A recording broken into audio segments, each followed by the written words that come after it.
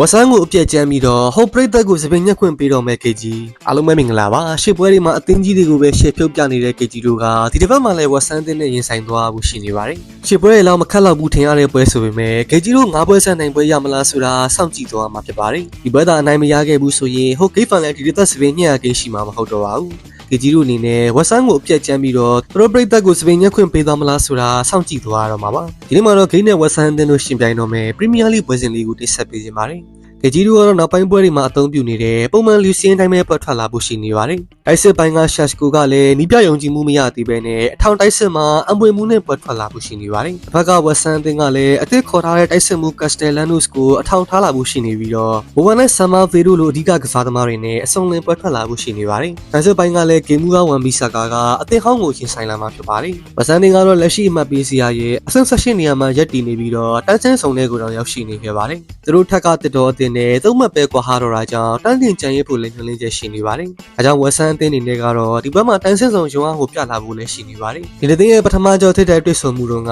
ဂေဂျီရိုရဲ့အိမ်ဝဲမှာသေဘဲကစားထားနိုင်နေပါတယ်။နောက်ဆုံး၅ချိန်ထိတဲ့တွေ့ဆုံမှုမှာဂေဂျီရိုက2ချိန်နိုင်ရရှိထားပြီးတော့ဝက်ဆန်အသင်းကလည်း2ချိန်နိုင်ထားခဲ့ပါတယ်။အဲကြောင့်နောက်ပိုင်းထိတဲ့တွေ့ဆုံမှုတွေမှာဆိုရင်သူမသာကွာသူ့ဘာအနေထားမျိုးကိုတွေ့ရပါတယ်။နောက်ပိုင်းပွဲတွေမှာဝက်ဆန်ကလည်းဖောင်ပြန်မှန်လာနေရလို့ပြောလို့ရပြီးတော့တန်းဆန်းဆောင်ရုံအားကိုလည်းပြန်ပြနေခဲ့ပါတယ်။နောက်ဆုံး၅ပွဲမှာညီမလေးတို့တသင်းလေးကိုပဲရှုံးနေထားပြီးတော့၄ပွဲအထိကိုအနိုင်ရရှိထားခဲ့တာပါအကြောင်းဒီပွဲကဝက်ဆန်သင်းရဲ့အိမ်ဝင်းမှာလည်းဖြစ်နေတာကြောင့်ဂေဂျီတို့တက်လွယ်မယောင်နဲ့ခက်မဲ့ပွဲမျိုးဖြစ်လာနေပါတယ်။အခြေအနေပြန်ကောင်းလာပြီဆိုရင်ပေါ့သွားတတ်တဲ့ဂေဂျီတို့ရဲ့ကျင့်ကိုလည်းမေ့ထားလို့မရပါဘူး။လက်ရှိအခြေစွမ်းအရတော့ဂေဂျီတို့ကပူသားနေတယ်လို့ယုံကြည်မှုရလည်းမြင့်မားနေတဲ့အခြေအနေဖြစ်ပါတယ်။ဒါပေမဲ့ဒီပွဲကတော့ဘာမှမဆိုဖြစ်သွားနိုင်ပြီးတော့ဂေဂျီတို့နိုင်ရရှိဖို့လည်းမတိကျတဲ့ပွဲမျိုးလို့ထင်မိပါတယ်။မရှုံးဘူးဆိုရင်တော့သေလောက်ကျသွားနိုင်တဲ့အခြေအနေမျိုးလည်းရှိနေပါတယ်။အကြောင်းဒီပွဲကတော့တန်းဆန်းဆောင်ရုံအားပြမဲ့အင်ရှင်ဝက်ဆန်နဲ့ရက်တီတဲ့ပွဲလိုပဲထင်မိပါတယ်။အကြောင်းညီမအိုဝင်ကြီးအနေနဲ့ကတော့တိတ်ပြီးထပ်မကြံနေပဲနဲ့ဂိတ်ကြီးဘက်ကန်လိုပဲပြောလိုက်ချင်ပါတယ်။ဇွန်လီဂျီဘီအတွက်အားလုံးကိုကျေးဇူးတင်ပါတယ်။